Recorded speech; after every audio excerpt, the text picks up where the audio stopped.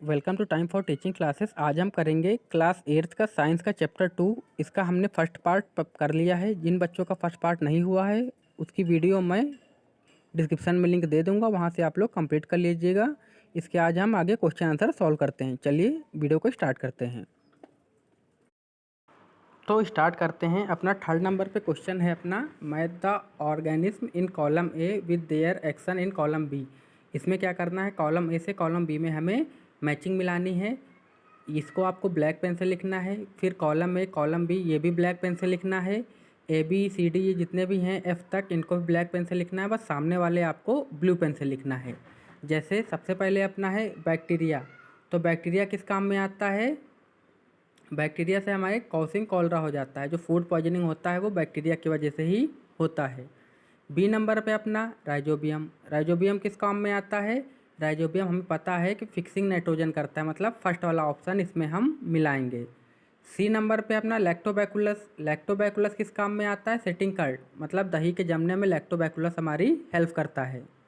फिर ई नंबर पे है अपना डी नंबर पे अपना ईस्ट। ईस्ट किस काम में आता है, ईस्ट हमारा काम में आता है बेकिंग ऑफ ब्रेड। ब्रेड को बनाने में इसकी हेल्प ली जाती है ईस्ट की। ई नंबर पे अपना प्रोटोजोन। प्रोटोजोन किस काम में आता है, तो हमें पता है प्रोटोजोन की से हमें क्या होता है, मलेरिया होती है। तो मतलब 4 नंबर पे जो मलेरिया है उससे मिलाएंगे। फिर लास्ट नंबर पे है अवायरस।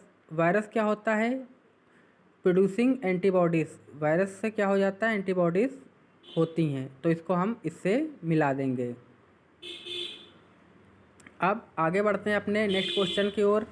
अपना नेक्स्ट क्वेश्चन है, can micro organism B seen with the necked eyes, if not how can they be seen. क्या माइक्रो ऑर्गेनिज्म को हम अपनी नॉर्मल आई से देख सकते हैं, अगर नहीं देख सकते हैं तो हम फिर उसको कैसे देखते हैं।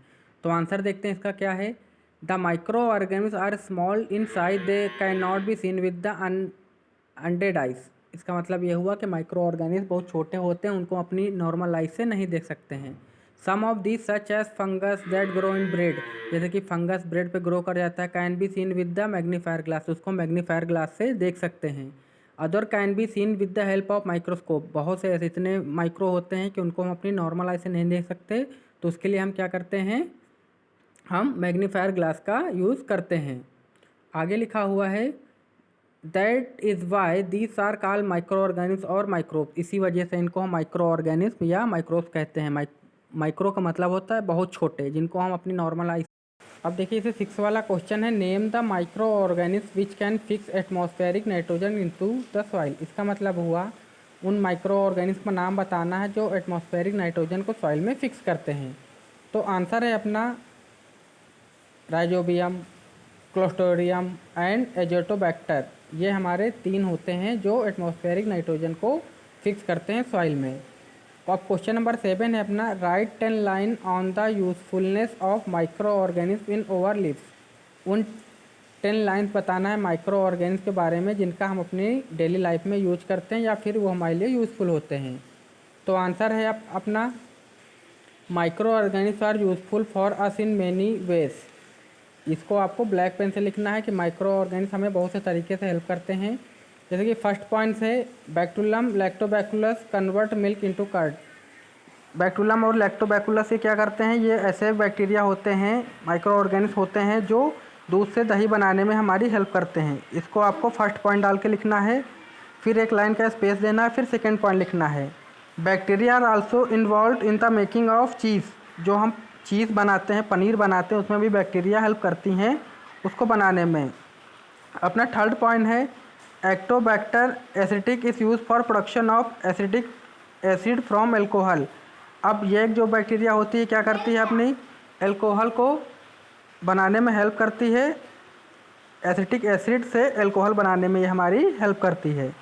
4 नंबर पे अपना yeast use for commercial production of alcohol and wine. Yeast का यूज कैसे करते हैं, यीस्ट हमारी हेल्प करती है एल्कोहल और वाइन बनाने में। बड़ी बड़ी फैक्ट्रियों में जहाँ पे एल्कोहल और वाइन बनती है वहाँ पे इसका यूज होता है।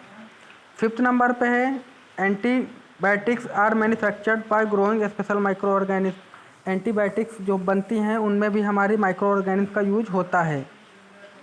6 नंबर पे है some bacteria are fix atmospheric nitrogen and increase their soil fertility. कुछ बैक्टीरिया जैसे लैक्टोबैक्टुलस ये सब क्या करते थे, एटमॉस्फेरिक नाइट्रोजन को फिक्स करते हैं सॉइल में, जिससे ज़मीन की उपजाऊ क्षमता बढ़ जाती है। फिर 7 नंबर पे है bacteria use for preparation of medicines. बहुत से बैक्टीरियाओं का यूज होता है। देखिए क्या बताया गया है 8th पॉइंट में, bacteria use for formation of pickles and many other food items. इसका मतलब ये हुआ कि जो बैक्टीरिया होते हैं वो पिकल्स को बनाने में, अचार बनाने में और बहुत से फूड आइटम्स बनाने में हमारी हेल्प करते हैं। फिर 9th पॉइंट क्या है, yeast is also use for baking industry for making bread, pastries and cake. अब यीस्ट का यूज कहाँ कहाँ पर होता है, बेकिंग फैक्ट्रीज में, जैसे कि ब्रेड बनाने में, पेस्ट्रीज बनाने में, केक बनाने में। तो ये सारे आइटम हमारे बनाने में ये जो माइक्रो ऑर्गेनिज्म होते हैं ये हमारी काफ़ी हेल्प करते हैं। ठीक है, अब अपना हम 8th क्वेश्चन पढ़ते हैं इसको। Right a short paragraph of harm cause by micro organism. ठीक, माइक्रो ऑर्गेनिज्म हमारे लिए कैसे नुकसानदायक होते हैं उसके बारे में इसमें लिखना है। तो आंसर में सबसे पहले हम ब्लैक पेन से लिख लेंगे, some micro organism has a various ways. कुछ माइक्रो ऑर्गेनिज्म होते हैं जो हमारे नुकसानदायक होते हैं, वो उनके बहुत से तरीके होते हैं। फर्स्ट नंबर पे है अपना, ये हम लिखेंगे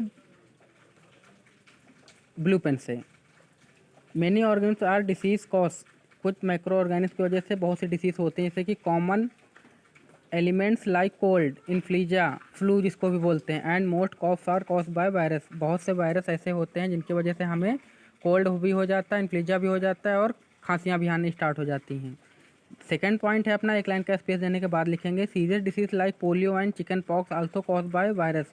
जो ये हमारी प्रॉब्लम्स होती हैं, पोलियो और चिकन पॉक्स, इन सब में भी वायरस होता है जिसकी वजह से फैलता है। फिर एक लाइन का स्पेस देंगे, फिर अपना नेक्स्ट पॉइंट लिखेंगे, डिसीज लाइक डेंसिटी and malaria are cause by protozoan.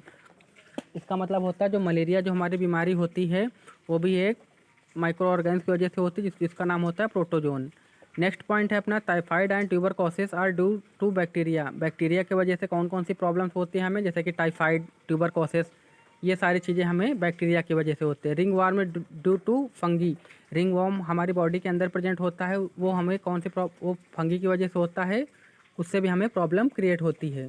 Next point है अपना, फुट एंड माउथ डिसीज और cattle is cause by virus. Animals में बहुत से या छोटे जो एनिमल्स के बच्चे होते हैं उनमें भी प्रॉब्लम हो जाती है, फुट और माउथ में प्रॉब्लम हो जाती है, वहाँ पे उनके पकने अंग स्टार्ट हो जाते हैं, ये भी क्या होते हैं, वायरस की वजह से होते हैं। एंथ्रेक्स एंड डेंगू ह्यूमन और कैटल डिसीज और कॉज बाय बैक्टीरिया। और भी बहुत से ह्यूमन्स और कैटल के अंदर बीमारियाँ होती हैं जो बैक्टीरिया की वजह से होती हैं। और सेकेंड नंबर पॉइंट में लिखा है, some micro organism release toxic substances when grow in food item. बहुत से माइक्रो ऑर्गेनिज्म ऐसे भी होते हैं जो रिलीज करते हैं टॉक्सिक सब्सटेंसेस फूड आइटम्स के ऊपर। थर्ड पॉइंट है अपना, some micro organism spoil leather item, wooden work and lenses. बहुत से माइक्रो ऑर्गेनिज्म ऐसे भी होते हैं जो लेदर की चीज़ों को ख़राब कर देते हैं, इस चीज़ के बारे में हमने पढ़ा भी है। वुडन वर्क, लकड़ी पे जो वर्क होता है उसको ख़राब कर देते हैं, ये सारी प्रॉब्लम करना स्टार्ट कर देते हैं। उसके बाद अब हमारा आता है question number 9, what are the antibiotics. Antibiotics क्या होते हैं, what precautions must be taken while taking antibiotics. कौन से प्रिकॉशंस हमें लेने चाहिए या ध्यान रखने चाहिए जब हम एंटीबायोटिक्स को लेते हैं। तो इसका आंसर सर, इसका antibiotics are the medicine which kill the stop the growth of disease cause micro organism. Antibiotics एक मेडिसिन के तौर पे होती है जो क्या करती है, डिसीज़ को स्टॉप कर देती है जो कि माइक्रो ऑर्गेनिज्म की वजह से बढ़ रहे होते हैं। The antibiotics are manufactured by the growing special microbes and are use for cure a variety of diseases. ये अलग अलग डिसीज़ के हिसाब से इसकी ग्रोथ की जाती है माइक्रो ऑर्गेनिज्म की, जो कि एंटीबायोटिक्स जो हमारी हेल्प करती है उस डिसीज़ को रोकने के लिए। It is important to remember that antibiotics should be take only at advice of qualified doctor. और एंटीबायोटिक्स को लेने के लिए एक एडवाइस ये दी जाती है कि जो क्वालिफाइड डॉक्टर हैं उनकी सलाह के ही हिसाब से लें एंटीबायोटिक्स, ना कि अपनी मर्जी से ले लें। आगे लिखा हुआ है, also you must finish the course prescribed by the doctor. If you take antibiotics when needed you help bacteria in your body to develop resistance to them. अब इसका ये मतलब हुआ कि जो हम एंटीबायोटिक्स लेते हैं वो डॉक्टर की एडवाइस से लेते हैं, उसका जब कोर्स होने के बाद अगर हमको ज़रूरत पड़ती है तो हम एंटीबायोटिक्स ले सकते हैं, लेकिन डॉक्टर की एडवाइस से ये हमारी बॉडी में क्या करते हैं, रेजिस्टेंस डेवलप कर देते हैं बैक्टीरिया, जो कि उस पार्टिकुलर डिसीज से लड़ने में हमारी हेल्प करते हैं। Next time when you fall in and need this antibiotics however are not effective against cold and flu, they are caused by virus. इसका मतलब ये बिल्कुल नहीं होता है कि अगर आपने एक टाइप की एंटीबायोटिक्स ले ली है तो हर एक टाइप की बैक्टीरिया या वायरस के ऊपर वो असरदार होगी। इसका मतलब ये होता है कि अगर आगे से आपको कोई प्रॉब्लम होती है तो आप डॉक्टर की दवाई से आपको फिर से एंटीबायोटिक्स लेनी पड़ेंगी। ये वाला आंसर यहीं पे अपना फिनिश होता है। ये सारे क्वेश्चन आंसर होने के बाद आपको क्या करना है, ये जो टेबल 2.1 में एक्टिविटी क्वेश्चन, इसको भी आपको अपनी कॉपी में लिख लेना है। जैसे कि some common human disease cause by micro organism. इन माइक्रो ऑर्गेनिज्म का नाम भी लिखना है जिनकी वजह से ह्यूमन बॉडी में प्रॉब्लम्स होती हैं। ह्यूमन डिसीज़ और micro organism, mode of transmission, ये सारी चीज़ें आपको ब्लैक पेन से लिखनी है। बाकी जितना भी ये कुछ लिखा हुआ है सब आपको ब्लू पेन से ही लिखना है। फिर आपको क्या करना है, ये जो नाइट्रोजन साइकिल का एक डायग्राम बना हुआ है आपकी बुक में, ये नाइट्रोजन साइकिल आपको अपनी कॉपी में भी बनाना है। हेडिंग आप डाल लेना नाइट्रोजन साइकिल, उसके बाद ये आपको पूरा डायग्राम बना लेना है अपनी फेयर कॉपी में। अगर वीडियो पसंद आए तो लाइक करें, शेयर करें, सब्सक्राइब करें। Thank you.